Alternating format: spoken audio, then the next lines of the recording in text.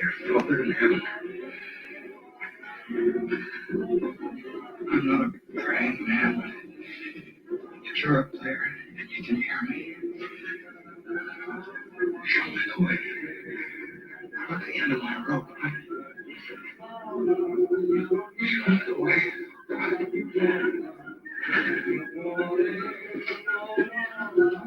Are you all right, George?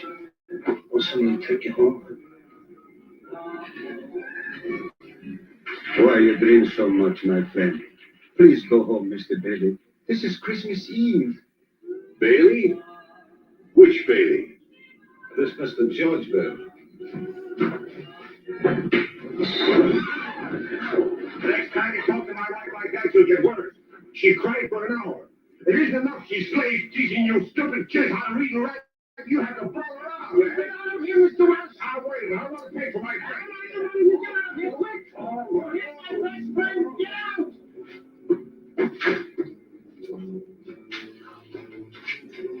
You all right, George? Who's that? He's gone.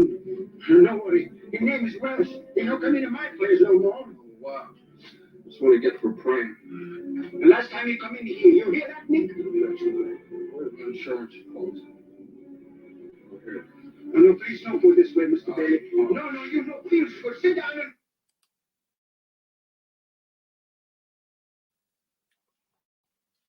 As Christmas comes, in our thoughts, shepherds and sugar canes, we remember a time of hope and glad tidings. But it wasn't. The Roman Republic, like ours, was fallen, replaced by deep state dictators. Big temple, like big church, was sold out and satanic. Joseph,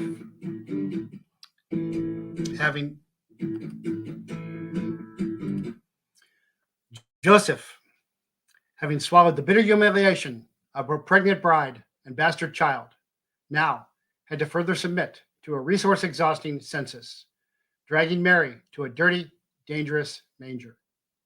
After a brief respite, hiding out in a tiny town, Herod's slaughter of the innocents forced them to flee again. But in between fleeing in fear and struggling to survive, we too can find gifts tucked in our Christmas tree of life. The messenger angels hailed Mary, informed Joseph, calmed the shepherds, and in answer to George's wish, gave him a great gift. A gift that this Christmas we too may come to appreciate. A world where we're not there to make the difference.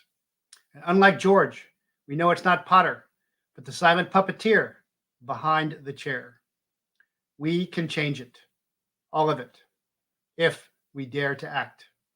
Just like George, in our deepest, darkest moment of despair and desperation, we can call out, Father, show me the way. Our prayers will be answered. Our Clarence will come. Our friends and family will rally to our rescue, to stand with us and us with them, alone together in God's grace. George's lesson is a gift and a lesson for us all. We don't have to know how many lives we touch. We just have to touch. Everyone and anyone, everywhere we can. Despite the deep dark, the light will dispel it. And in the end, we will know and remember what we forgot and ignored. It's still a wonderful life. From my family to yours, wishing you a blessed Merry Christmas. So I think I'm still working today. Sorry about the mess up the other day. That was my fault. When Stuart said these words right after World War II, when he was just returning from combat service as a bomber pilot, they asked him if he wanted to make a war movie, and he said no. And he made It's a Wonderful Life. And it wasn't a hit at first. But now, because of this scene and the rest of the movie, he said, I felt the loneliness and hopelessness of people who had nowhere to turn, and my eyes filled with tears, and I broke down sobbing. That was not planned at all. Oh. So I watch that every year so that I don't feel sorry for myself and count my blessings. But I have certainly been where George is. Certainly, that was the case over a decade ago when the deep state came after me and everybody labeled me as a bad guy, as a predator, all kinds of lies about me. Almost everyone had turned against me. And then it happened even again. And at the time, I wondered why I had to endure this, what God's plan was for me. But now I can look back. I'm old enough now, I'm 65, and I can see how God was preparing me for all of these things. It's kind of like watching Hacksaw Ridge. You can see from the story, you can see God preparing him for everything that he's going to be required to do. So that is very memorable to me. We watch that film every year. There's other Christmas films we watch, but they are certainly trying to keep Christ out of Christ Mass. Mass is the Catholic celebration of the Eucharist, which means thanks, by the way. And I was raised Catholic. I'm not a Catholic now. Reformed Catholic, you could say, but I certainly appreciate everything the Catholic Church has done for me, particularly St. Joseph's Orphanage, which housed me until I was adopted by a great Baptist and Catholic mom and dad, and then sent to the best Catholic private school in Cincinnati, Summit Country Day. Then went to the top Catholic high school, St. Xavier.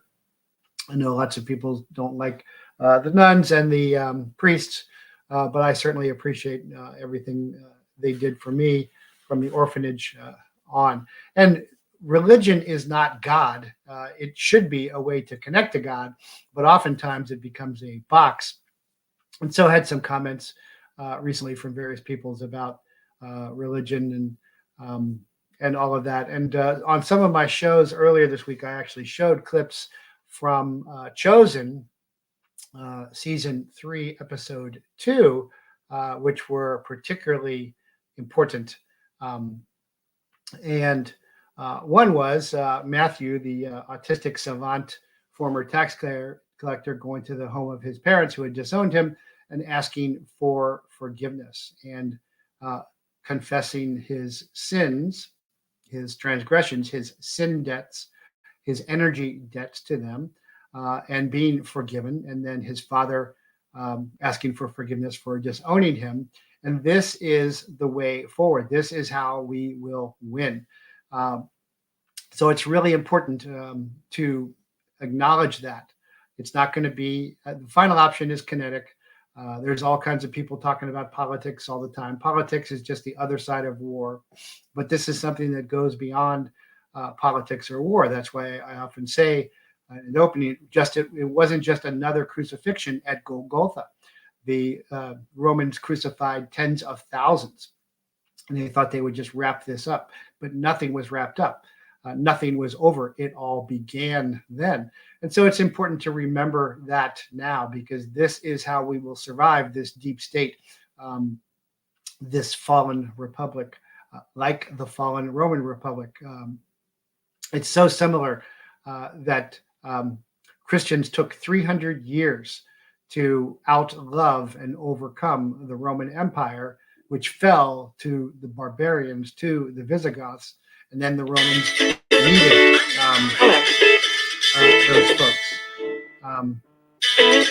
So I'm expecting a call here, but this is not it. So let me hang up on that one. I'm expecting a call from my brother and fellow Special Forces veteran, Jeremy Brown here, who won't be home for Christmas. So that's what that was about. Sorry about that. Waiting for that call here momentarily. Also seeing a lot about the second day of the Kerry Lake trial. And because Team America is working behind the scenes, I'm getting real-time updates about all that. One interesting thing was, I reconciled there with Jovan Pulitzer, and they were upset with, he and Brian Blem were upset with each other. And so then I got a note the other night from from Blem's wife saying, Jovan said that he may not like Blem, but Blem stood up when all the other attorneys didn't. And so that's an example of reconciliation, again, that we have to get past all of our differences, Catholic or Mormon or whatever, saw a bunch of stuff and looked at it, saying the chosen is the counterfeit Jesus and it's not scriptural. And, you can make all of those arguments. You can get into that Paul teaches a whole different gospel of grace as opposed to the kingdom of heaven, which is what Yeshua, the Aramaic name of Jesus, teaches. And it can be very separate. But again, we need to align against our enemies. And certainly that was one of Yeshua's messages. So watching the trial is pretty fascinating. You can watch it on RSBN, Arizona 13. It looks pretty good. I don't expect a win from that because they have espionaged, infiltrated all of these key inflection points. And Arizona, as I've explained many times, is the tip of the spear. Started with Fast and Furious because you curtail personal liberty by curtailing personal weaponry. Personal liberty is based upon personal weaponry. But the trial seems to be going fairly well. I think the judge is I think it's Judge Thompson is bending over backwards to help. Yeah, Judge Peter Thompson is bending over backwards to help Brian Blem, who could be a bit more organized. Spent a year in law school, have sat at the front table when I've put drug traffickers in federal prison for 28 to 30 years, so know something of what I'm talking about. And made some references to exhibits that they were having trouble getting into evidence. And then they were bringing in, the opposition was bringing in the same outsiders that they bring in all the time that go across the country. And that I don't think will fare well for them because this is not DC, this is Arizona. And so these are Arizonans. And one of the witnesses today for Hobbs, I can't even think of his name, was particularly arrogant, was not in person, wasn't there during the elections. And I don't think that will rest well with the court. Although, Brian or Teresa, if you're listening, don't argue with the judge. Don't even reach over and make, comment because it's distracting. They've brought in Ryan Macias, and he is a former representative of the U.S. Election Assistance Commission, California Secretary of State's office, and the former owner of RSM Elections Solutions, which is a D.C. Business, but it is registered as a foreign entity in Oklahoma. And he shows up in Arizona. He showed up in Arizona. Hobbs hired him to come in as an observer for the left-leaning Brennan Center for Justice. Of course, we've talked about how the Brennan Center is connected with the United Nations and that they do not intend to allow any more fair elections ever.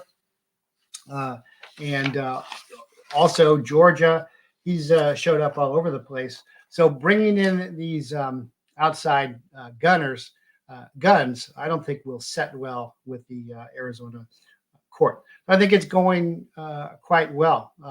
But again, this is not going to be, I believe, the answer. We do have to go through this to understand that our republic is fallen, and to rescue it, we're going to have to come back to national ethics, to a virtuous populace.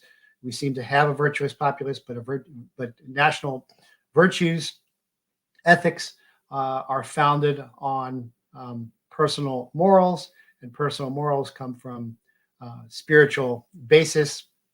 And for America, that's Judeo-Christian and Native. Of course, the Judeo-Christian is all contained in the Bible. And I was watching an interview with Jordan Peterson recently talking about how the Bible is the book before all books in the West, and it's a collection of books, and it is a transcendent book of truth that defines us. And that's very true. In front of the Supreme Court and in Congress, the Ten Commandments are up there. That's the old Torah, of course, but it's often misinterpreted and can be reinterpreted over and over. The King James Bible supplanted the Geneva Bible, which is the Bible in English that brought over the Pilgrims, and they returned to a King James Bible. And of course, everyone's very familiar with the deep state aspects of the British royal family and the corruption therein. But regardless, the Carrie Lake trial is fascinating watching. I hope it continues to get even more and more popular, and people are paying more and more attention to that, because that's also part of it. Is when you start to wake people up, then you have to factor in the politics of it. And make no mistake, judges factor all of that in. That's why the Supreme Court justices are very well aware that the Democrats have encouraged Black Lives Matter and Antifa, what I call Blantifa, to protest and make violent threats in front of their homes, that they shot down and murdered Ashley Babbitt, and they've imprisoned and tortured many of the January 6ers. And again, that's the title of this show, is Won't Be Home for Christmas, because the January 6ers, Jake Lang and Jeremy Brown, still remain locked up over 600 days, sometimes without any rights at all. And I think that's him. So let me see if I can get him here. Hello. Hello. This is a prepaid debit call from an inmate at Pinellas County Jail. To accept this call, press 0. To refuse this call, hang up or press. You are receiving a call from the Pinellas County Jail that is subject to monitoring and recording. If you are an attorney and do not wish to have your communications recorded, please disconnect from this call and visit the Pinellas County Sheriff's Office website for further instruction. To accept these terms and complete this call, press 1 after the tone. You are receiving a call from the Pinellas County Jail that is subject to monitoring and recording. If you are an attorney and do not wish to have your communications recorded, please disconnect from this call and visit the Pinellas County Sheriff's Office website for further instruction. To accept these terms and complete this call, press 1 after the tone. For using Global Telling. Hello? Hey, brother. Hey, Mr. President, how are you doing today? I'm doing great. So sorry you're still there. A Merry Christmas to you, but prayers out. How are you doing? I'm doing all right, and it's complicated business, exposing the government. So sometimes it takes a little bit longer than we would like, but it's always worthwhile. Well, thank you so much for what you're doing. What's the latest on your case? I know that you were, some of the counts were denied and some of them were guilty, but I'll just give you the floor. Yeah, so basically what happened is we went to trial because of some pretrial maneuvering. The judge and the prosecutor and my defense attorney all agreed that we definitely don't want to touch on January 6th, and certainly we don't want to play the recording of the FBI agents. I mean, this doesn't have anything really to do with this. This is all just a simple search warrant case, right? This is all the pretrial negotiations, and of course, I'm the only one. I'm the only one facing prison time for now. And I'm the only one that's saying, no, this has everything to do with January 6th, and it has everything to do with that recording from December. So basically, my defense attorney developed a strategy. He executed that strategy, and while it did not meet all of my initial goals, what it did actually end up doing is luring the Department of Justice into a totally different set of lies that they used at trial. And so, what I had basically explained to my attorney is, look, the trial is to get the government on the record as to what their public explanation of events are, because that's what they're going to use to prosecute me. Once they're on the record, then we can fully expose them. And obviously, I wanted to get more information and more details on the record in trial, but he didn't, because his strategy was to play to the jury. I did not necessarily agree with that, but ultimately, I gave him the opportunity to exercise his strategy, and his strategy resulted in 6 guilty counts, and 4 of them were not guilty. The 4 related to the planted CD-ROM. And all of that was based on basically no mention of January 6th, no mention of I believe that the federal government, of course, the Department of Justice wanted to try to make this, and they wanted to narrow and close in the Overton window. They wanted to make the jury believe that it was my defense that the agents on scene engaged in the planting of evidence, of which I've never maintained. What I believe and still believe, and what I can, through experience and circumstantial evidence, prove that this was a much larger, clandestine, compartmentalized frame job, of which, as you well know, and as many in the audience may know, that a well-executed compartmentalized operation, nobody knows that they're part of a well-executed compartmentalized operation. And so, because none of these details came out in trial, the Department of Justice decided to go in a totally different route, which now actually opens the door for me to expose something else very significant that was part of the trial, which most people probably, if they haven't been listening to my podcast, aren't aware of. But before I get into that aspect of it, I would like to definitely respond to, apparently the FBI has come out with a response to the Twitter files. Right? I heard yesterday somebody talking about the FBI basically claiming that people that accuse the FBI of working with Twitter and social media to cover up or, manipulate the American people or spy on them illegally is all conspiracy theories. So the funny thing is that I kind of feel like Forrest Gump, because almost every part of my case is in the news. So what I have with me right now is an actual transcript of the initial recruitment interview that the 2 Department of Homeland Security agents held with me. And if you would allow me, Jeff, I'd like to just read a few lines from the transcript, if you don't mind. No, please do. So this is a transcript from the 2 Department of Homeland Security agents operating on behalf of the FBI's Joint Terrorism Task Force, which, if you don't know, is a multi-agency task force.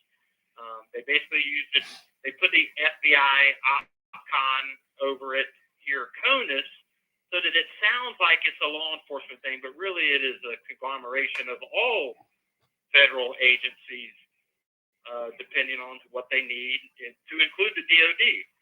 But so here's these 2 agents, and I'll start on line 54, and this is the Department of Homeland Security agent, and he said, "In the way it works," okay, let me back up one line before. It's me. I say, because I have the actual tweets if you want to look at them.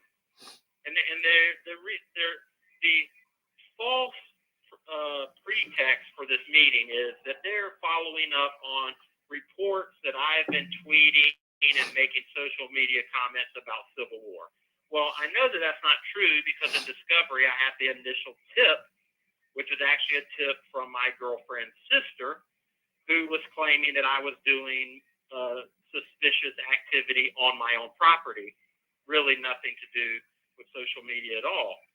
But so basically I'm referencing his tweets, and he says, well, the way it works, I don't know if you know this, Facebook and Twitter both push stuff down. I respond with, "Oh man," as if we don't already know this, right? And he says, "Yeah, and we have to come and look at it," right? So here you have a Department of Homeland Security working on behalf of the FBI's Joint Terrorism Task Force in December of 2020, prior to January 6th, telling me that the way it works is Facebook and Twitter both push stuff down to the Joint Terrorism Task Force and that they have to come look at it. So then they say, and then we do this all day long, where you're just one in the queue. And so I clarify and I say, so Facebook and Twitter directly push information to you. And they say, oh, both sides. We have the far right and the far left, right? So they're justifying their domestic spy ring by saying, don't worry, we don't just spy on you, we also spy on them, which of course, we all know that there's been just thousands of arrests of Antifa and BLM members, right? I mean, we all know this is all over the news, right? But so this is the actual interaction that I had in December, and it goes on, and I basically get them, and I definitely recommend that everybody listen to the actual recording that we did in the original interview that I released on March 5th.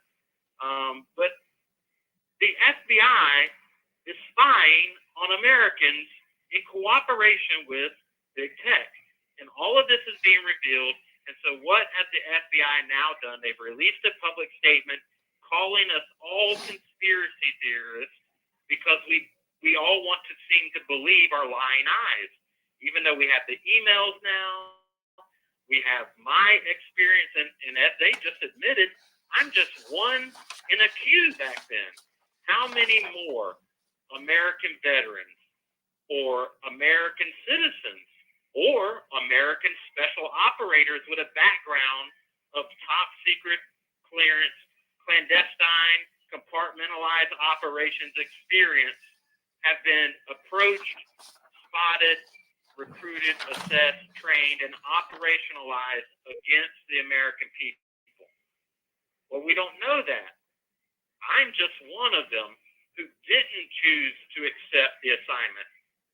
But then you've got people like Ray Epps, which I'm sure his resume doesn't mirror mine, but certainly he chose to work with the FBI, and hence he walks around now as a free man, and everyone pretends like he doesn't exist. And so Americans should definitely be concerned. And it's so pervasive that there was literally a subtle negotiation between the prosecutor, the judge, and my attorney to basically make sure that this recording wasn't brought up. And they even tried to do the reverse psychology piece of, oh, well, I mean, if this record, because they filed a motion the day before trial, at day 429 after my arrest, the day before, the last business day before the trial, they filed a motion to exclude that recording as part of my defense. Now, of course, in that hearing that took place out of the view of the public, the judge is like, well, I don't see how this interview has anything to do with his arrest. And of course, the DOJ is like, oh, you're right, Your Honor. I mean, it doesn't really have anything to do with it. I mean, we just don't want it to be used, right? And then she's like, well, I think it actually makes the government look good because it shows how, oh, yes, Your Honor, we agree. We agree that this recording doesn't make us look bad. That's why we want it excluded. I mean, it was a completely insane conversation. And then they say, well, I mean, if it does get brought up, we're going to have to definitely tie Mr. Brown to January 6th because, see, they don't want me tied to January 6th. That's why I don't exist. That's why there was no reports of my conviction in the Wall Street Journal, even though every other Proud Boy and Oath Keeper's conviction is prominently listed in national media as an example of getting those dastardly insurrectionist domestic terrorists. But somehow no one wants to talk about Jeremy Brown at all. And so what has happened is we go to trial and the government doesn't even use January 6th as part of their argument. They instead want to make this about something even more absurd. And the government literally argued in court that people like me, the reason why human intelligence networks in Afghanistan are now being hunted down and killed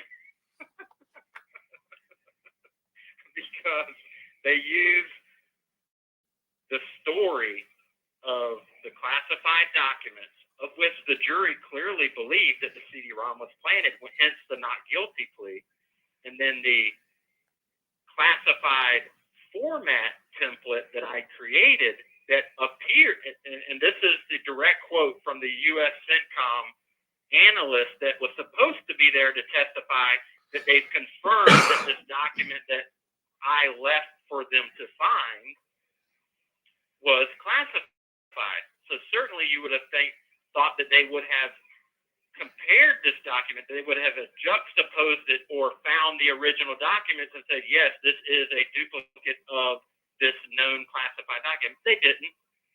Their witness testified that it simply appeared to be classified. And that was good enough for the Department of Justice. They didn't even check because, see, they went over 14 months refusing to charge me with that document. And why did they not want to charge me with that document? Why did they wait 7 months from finding that document that appeared to be classified, and then 7 months later come up with these 4 other documents from a CD-ROM that I've never seen, that no one had any photographs of on the scene, which is why the jury found me not guilty on it, because there was literally no evidence that this CD-ROM existed during the search. But yet, somehow, that was the classified materials charges the government wanted to bring, not the actual document that appeared to be classified that had my name on it. They even tried to get me to plead in a covert offer to my attorney, which I had a letter of him explaining what happened. And what they wanted to do is they wanted to dismiss the grenade charges because the grenades were planted, and they wanted to dismiss the classified document charges that were from the CD-ROM, which was also planted, under the threat that, well, we are considering indicting him on this other Bo Bergdahl document, to which I publicly on my podcast dared them to charge me with it. And so after I refused their plea deal and publicly dared them to charge me, after about a week, they finally were left with no choice but to add that as count 10. Well, the reason they didn't want to add that is because, see, that was just a decoy. See, my involvement in the Bo Bergdahl recovery isn't actually the full story. It's only a piece of a much larger story. You see, me and a merry band of some barrel-chested, some fair-skinned and pretty-haired freedom fighters actually saw out why Bo Bergdahl had not been recovered. And during that makeshift operation that we affectionately and informally named Task Force Redbeard, we were advised that the United States government was going to give away for free 5 senior Taliban leaders with nothing in return, all part of what they called at the time reconciliation.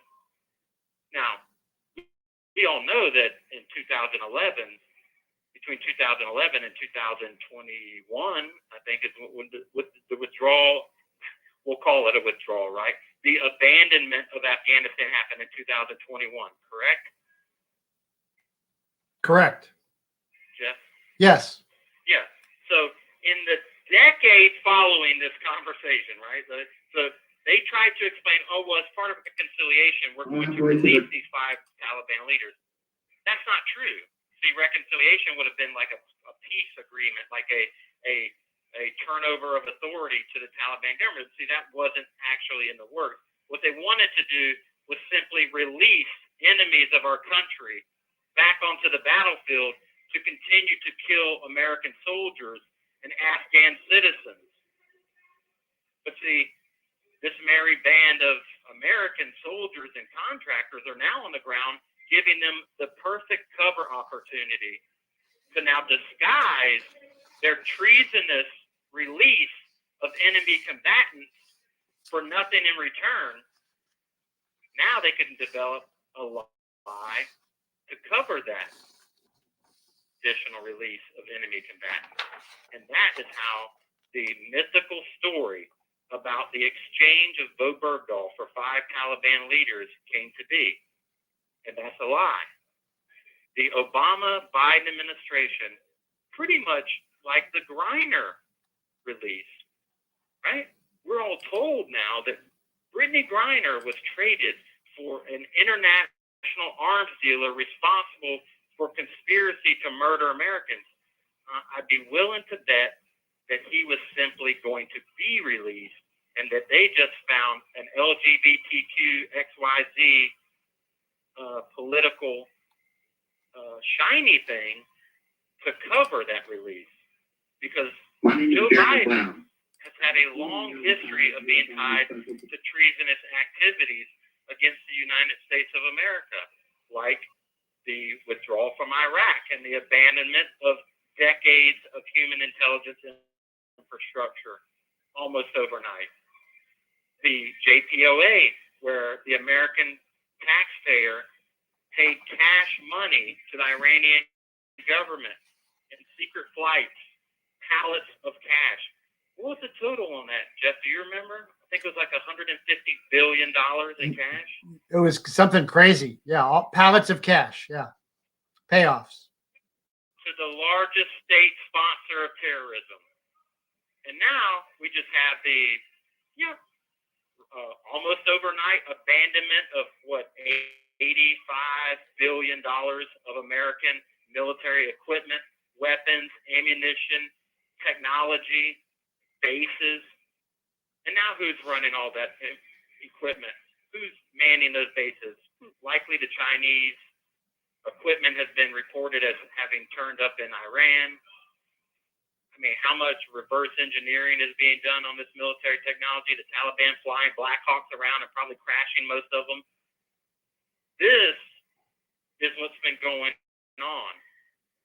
And this is why the government tried as hard as they could to not bring up that document, because honestly, I don't even know that they knew that I was about to say what I just said.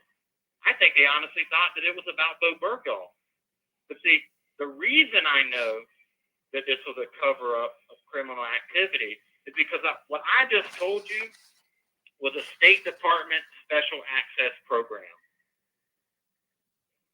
And for those that don't know what a special access program is, it is a super compartmentalized clandestine operation so that no one knows what's happening.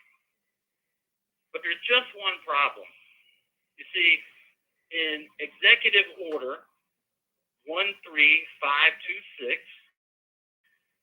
which covers the classified national security information in the original classifying authority, in Section 1.7,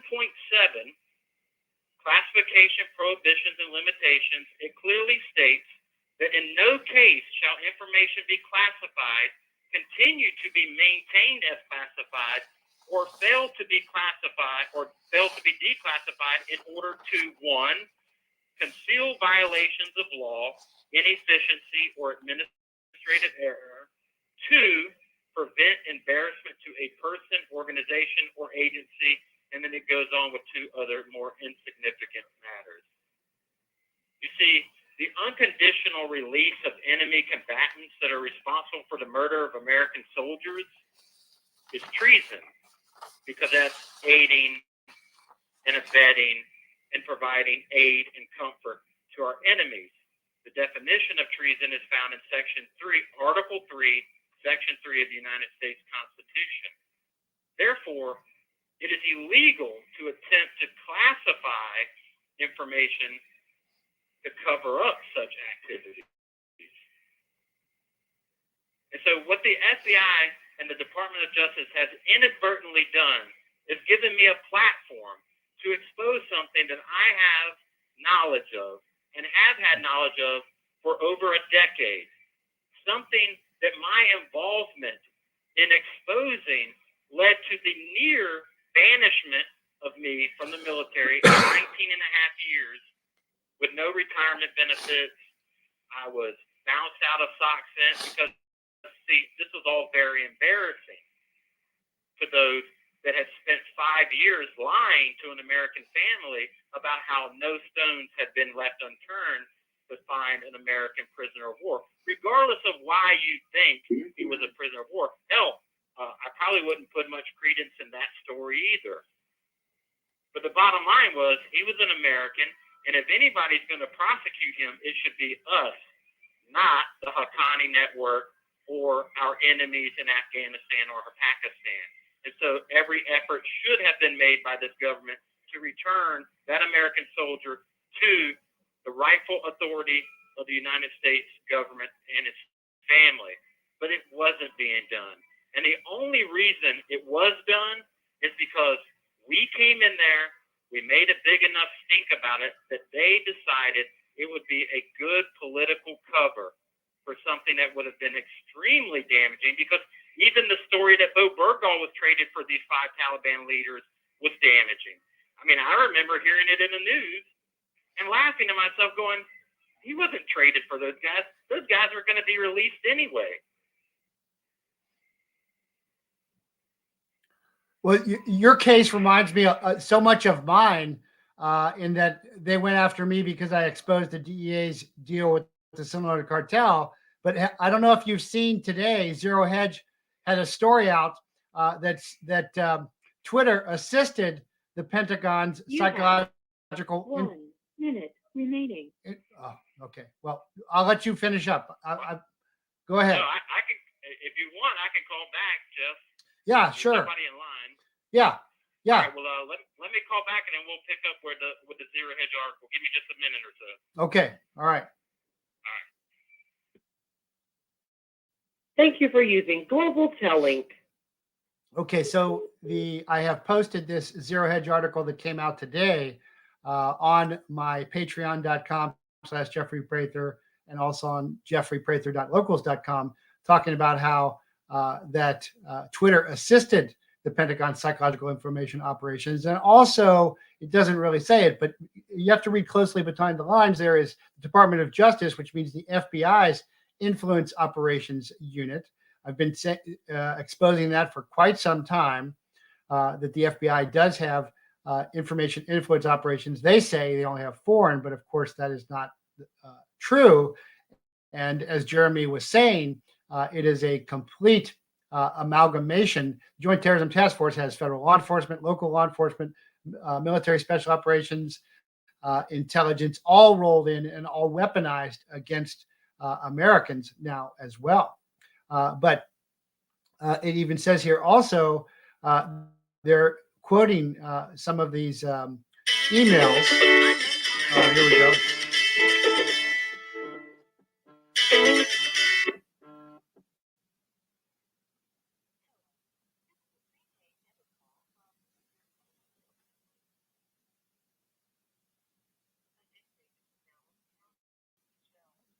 To accept this call, press 0.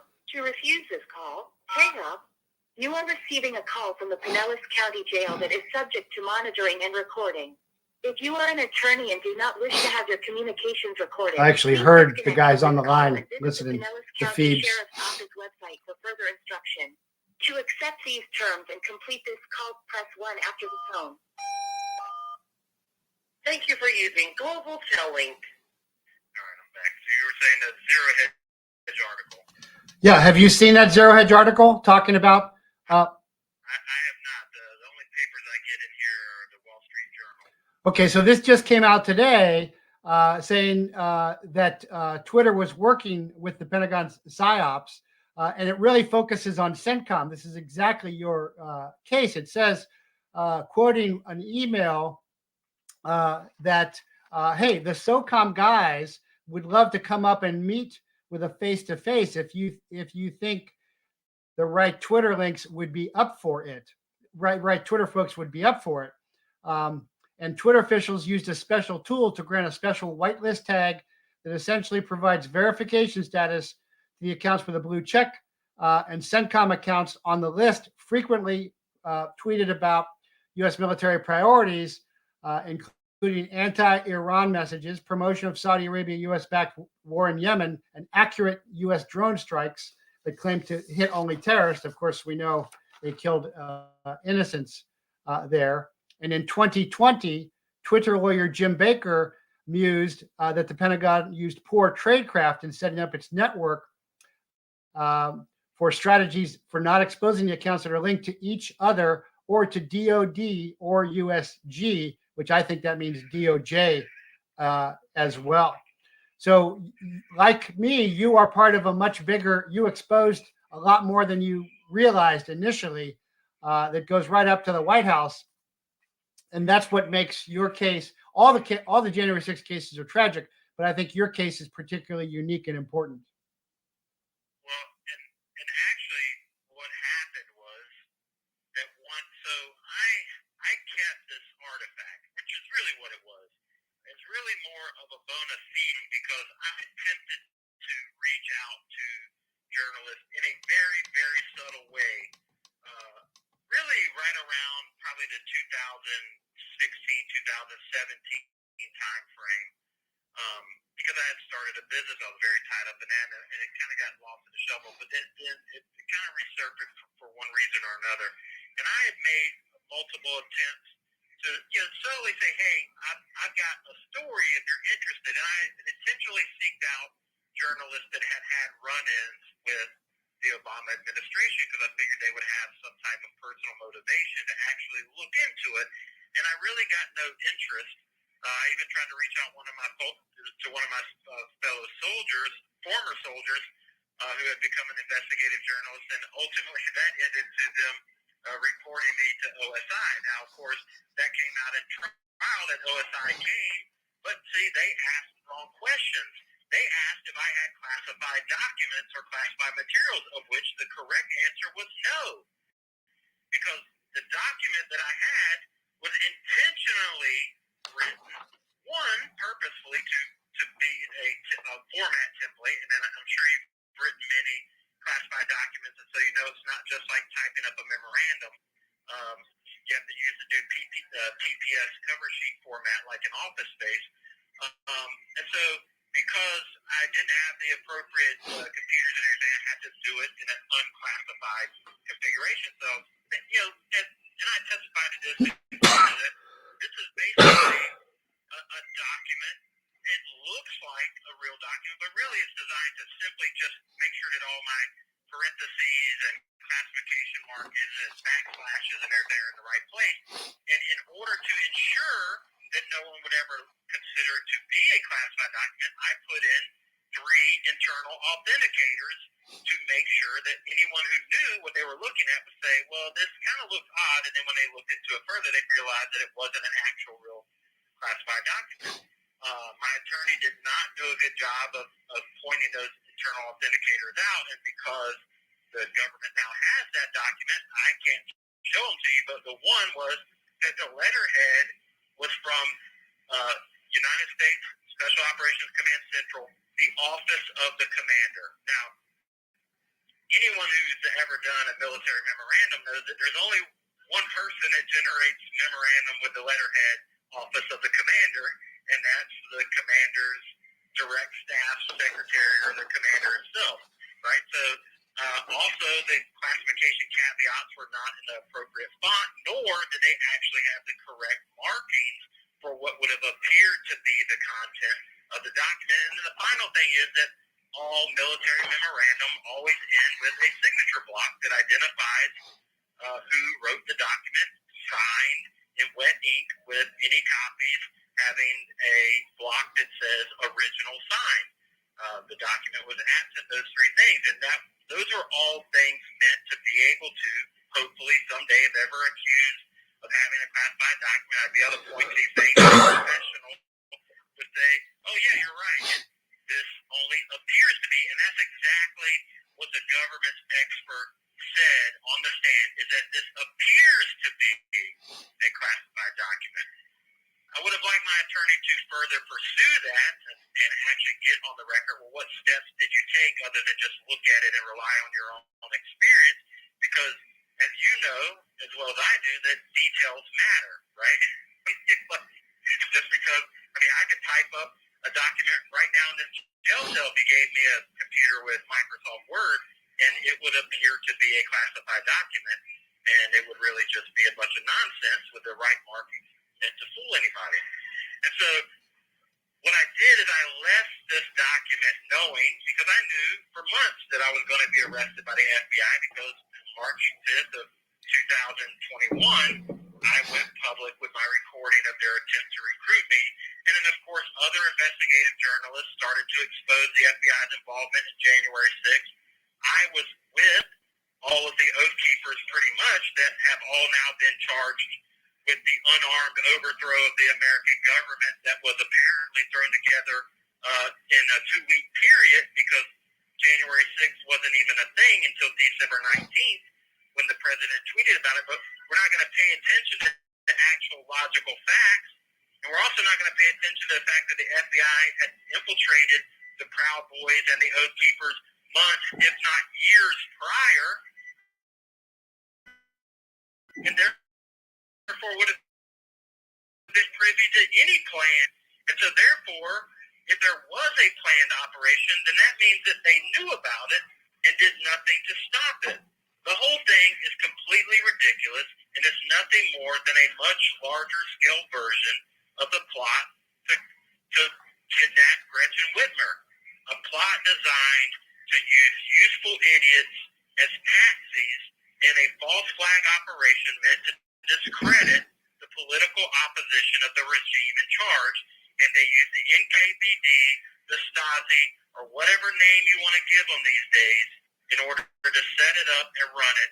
And there were multiple agents involved. In fact, you know, the Department of Defense was in my trial monitoring to ensure that certain things weren't exposed or said. Well, I think also that may tie into how James Gordon Meek, the Emmy-winning investigative journalist, went missing from his Virginia home. It sounds like how you roll up a spy. They show up and they take him off. He's not even heard from because people don't know. But spies don't get initial appearances under the constitutions, and that's because he was working on Operation Pineapple Express, is where your peerage and folks I know went back into Afghanistan to rescue American children and families. What do you think about that?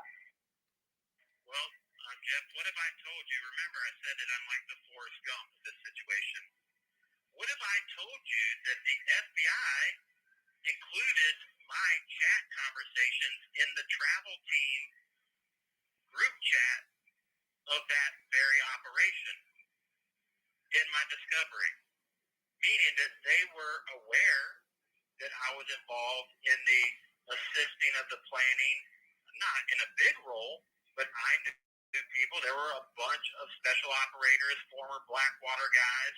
They were all part of trying to put together some type of logical plan. And all of those chats were in my discovery of SF guys talking about getting in there to rescue American citizens out of Afghanistan. Yeah, it was Colonel Mann and Tim Kennedy and some orange guys, all of that. That's right. There was also a group here in Tampa. Obviously, the FBI already knows their names because clearly they've exposed that they were monitoring all of our electronic communications. But yeah, I mean, there was a concerted effort in opposition to the administration. And in fact, in many of these conversations, we talked about how hard the administration was trying to put restrictions and roadblocks in the way of various groups. There were a few different groups, I can't remember the names off the top of my head, that were all working. And these are all former special operators or guys that have friends that were still active operators or in the agencies or in the State Department or whatever. that were trying to get Americans and those who helped Americans out of the country, and this administration was doing everything that they could, working with foreign governments to put up roadblocks, to put up restrictions, and in some cases directly expose these operations, putting American military veterans' lives in danger who are simply trying to save American lives. And this is what I'm saying. There is a history and a pattern of treasonous behavior, whether it's the shutdown of Iraq, which was much larger than Afghanistan, but see, it never got coverage because everybody knows that Barack Obama was the greatest president that ever walked on the face of the earth. But see, nobody talks about the Iraq shutdown. Nobody talks about the closing down of human intelligence networks designed to keep an eye on Iran. No one talks about that. Nobody talks about the amount of money given directly to the largest state sponsor of terrorism in the world. Nobody talks about Ukraine and how much money is now being funneled into Ukraine that's being laundered through FTX and coming back to politicians in the United States. See, these are all treasonous activities being conducted by the same treasonous individuals. And I haven't even talked about Benghazi. I mean, this is what is going on. And the FBI and its Joint Terrorism Task Force, made up of almost every alphabet agency in the government, from the CIA to the Treasury Department to the DEA to the ATF or whatever, is doing everything they can to shut down any dissent of these treasonous, any evidence of these treasonous activities, any evidence that would bring light to the public. Yeah. So if I just happen to be tied up in all of it for some reason. you are like the Forrest Gump of that, and I think that your attorneys, the same thing was happening with my attorneys. I think I had like 5 attorneys, and they weren't really helping me; they were helping the government. I learned that the hard way. Only one attorney actually turned out to be a good one, but I think your attorney, like a lot of my attorneys, were in on it. But I want to say, if anybody is representing James Gordon Meek's case is coming up very soon, the FBI DOJ is getting ready to charge him, that they should look into talking to you to connect in, because this is another way to flank them.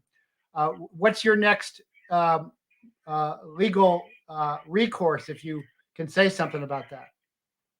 Well, so federal sentencing takes 90 days because, of course, they have to investigate you and this and that. But I just got I guess it's called I forgot what it's called. But basically, they calculate my potential time, and it comes out to potentially 97 to 121 months, which the quick math, that's 10 years in federal prison for exposing the crimes of this,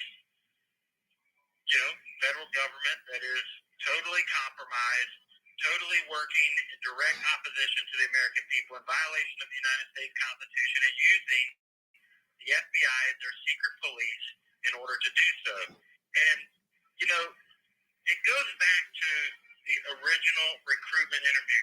And one of the things that if you go back and you listen to the interview, I knew what was going on, and so I did things within that interview to basically try to say, guys, I know what's going on here. And one of those things, which probably also makes me an additional level of enemy of the state, is we actually have a conversation in that interview about Joe Biden and his propensity for pedophilia. And so one part of the conversation, the agents talk about how they investigated a guy because he simply had a bumper sticker on his truck that said Joe Biden is a pedophile. And my response was, but Biden is a pedophile. And the agent says, they're dirty. And I said, you guys should know that. I mean, you have the laptop. And then we chuckle, right? I mean, this is a clear indicator that, people know what you guys are doing, right? We know you have Hunter's laptop, and all know what's on Hunter's laptop, and we know that you're covering up, right? It's like, where's the evidence that's next to Hillary Clinton's emails and Hunter's laptop, right? James Comey's notes and all these things. These guys are a criminal organization. And I'm not saying that every single agent is. And a perfect indicator that came out in trial of that you're being used as a useful idiot in a compartmentalized operation is, do you realize that every single key aspect of the finding of all the planted evidence was handled by what are called task force officers. These are local law enforcement officers that have been invited to be part of the Joint Terrorism Task Force. So the grenades were found by a local deputy.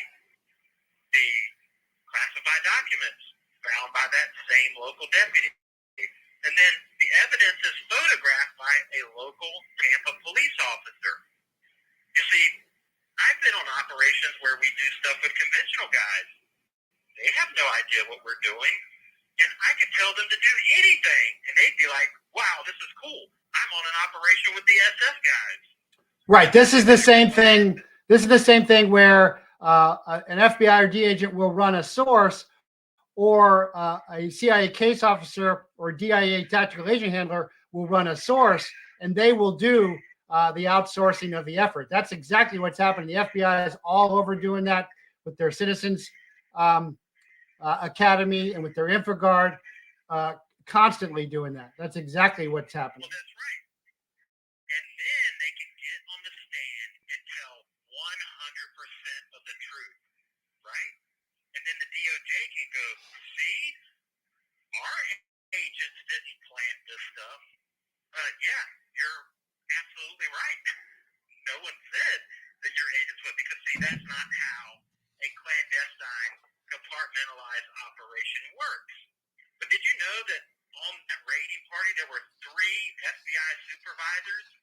The report is roughly that there were 15 total people at the raiding party, right? 3 of them were FBI supervisors, but yet all of the evidence was found by task force officers. And see, this is what we call plausible deniability.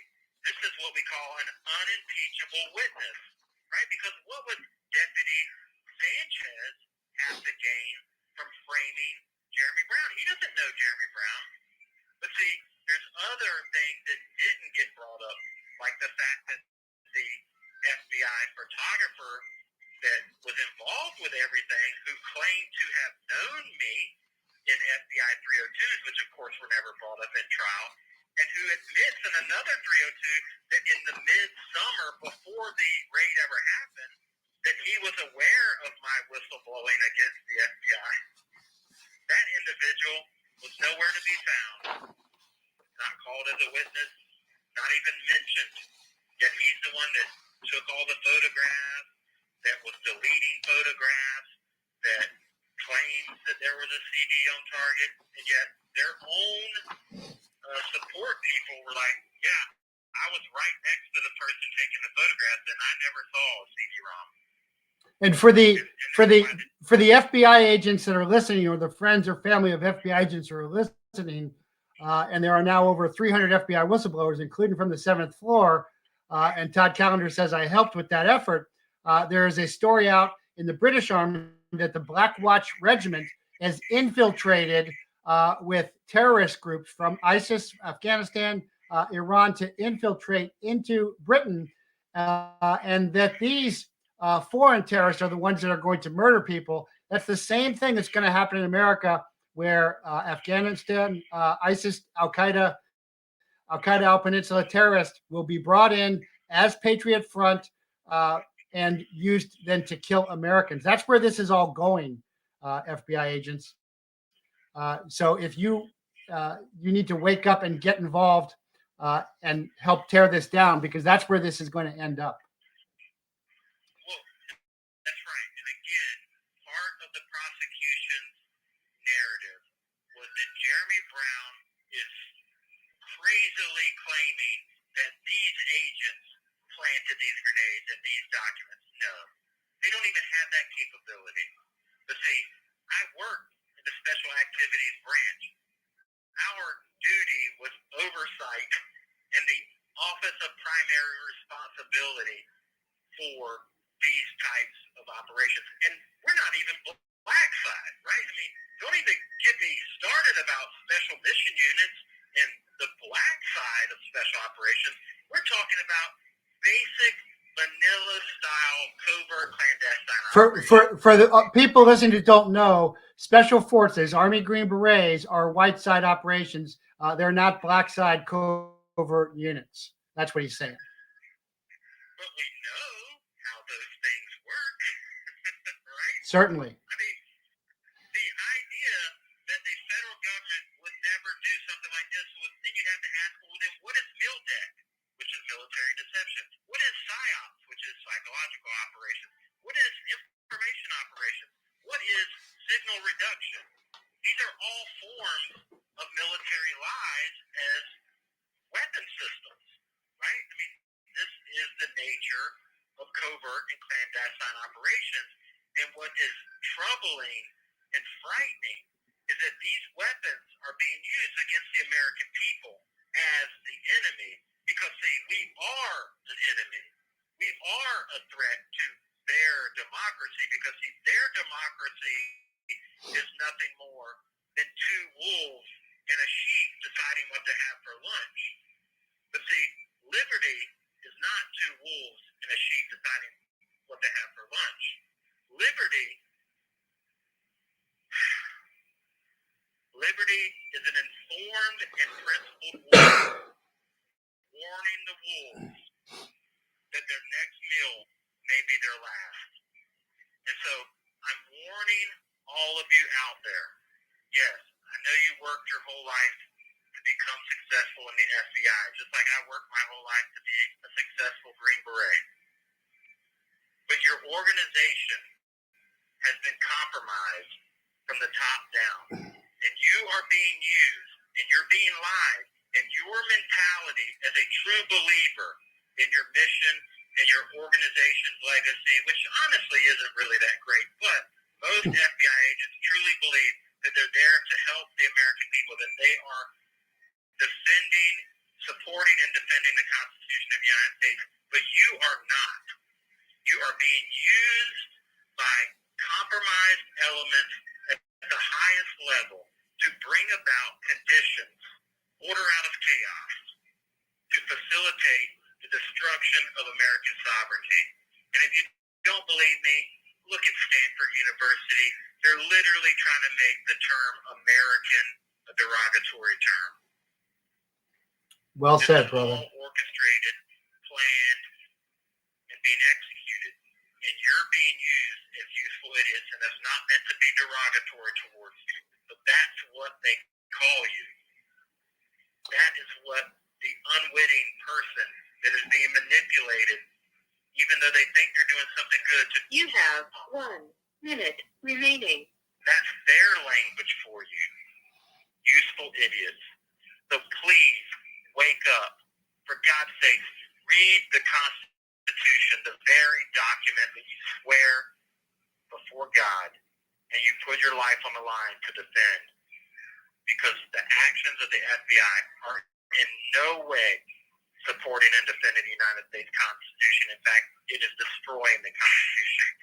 Jeff, thanks for this opportunity to break my silence. Hey, brother, thank you. Merry Christmas. Prayers out. Got all your stuff up, and we will keep following your story. And it's really important. You're going to do a lot more now than you've ever done, I can tell you from experience. God bless. All right, thank you, sir. All Merry right. Christmas, everyone. Merry Christmas.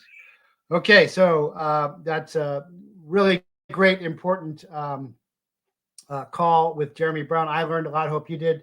So you can go to the jeremybrown.defense.com, jeremybrown.defense.com, also up on my Patreon and locals. You can do donations at Trust for Jeremy Brown, P.O. Box 89011. Trust for Jeremy Brown, P.O. Box 89011, Tampa, Florida, 33689, 33689. And mail for Jeremy at number 187-5858. Number 187-5858, 14400 49th Street North, 14400 49th Street North, Clearwater, Florida, 33762-2877. You can also go onto the site here and donate through Bitcoin, Ethereum, or Dogecoin. I don't even know what that is. You can get a t-shirt. I'll get one of these here shortly. Get the Jeremy Bound Trust at P.O. Box 89011, Tampa, Florida, 33689. Abolish the FBI. I certainly agree with that. And I'm friends with Ed Morales, to hear of the Miami FBI gunfight. So a lot to unpack there, but it really reminds me of how I exposed the DEA's deal with the Sinaloa cartel, which really exposed the deep state running weapons. And that's what the deep state is on, is it runs weapons, people, and drugs. And he has done that as well. But even though he is locked up, he has podcasts. He's even getting into the fight ahead of how I did, which I started out, doing guarding Tea Partiers, and then speaking, guest speaking, and then radio, TV, and then went YouTube, and then getting banned and going to podcast. And so he will not go away, and we will continue to expose all of this. So that's very, very important to understand and to be aware of. And I hope you will donate. And if you can't, keep him in your prayers. So remember, between fleeing in fear and struggling to survive, we too can find gifts tucked in our Christmas tree of life. The messenger angels hailed Mary, informed Joseph, calmed the shepherds, and in answer to George's wish, gave him a great gift. A gift that this Christmas we too may come to appreciate. A world where we were not there to make the difference. And unlike George, we know it's not Potter, but the silent puppeteer behind the chair. We can change it, like Jeremy is. All of it, if we dare to act. Just like George, in our deepest, darkest moment of despair and desperation, we can call out, Father, show me the way. Our prayers will be answered. Our clearance will come. Our friends and family will rally to our rescue, to stand with us and us with them, alone together in God's grace. George's lesson is a gift and a lesson for us all. We don't have to know how many lives we touch. We just have to touch. Everyone and anyone, everywhere we can. Despite the deep dark, the light will dispel it. And in the end, we will know and remember what we forgot and ignored. Despite everything, it's still a wonderful life. So, from my family to yours, wishing you a blessed, Merry Christmas.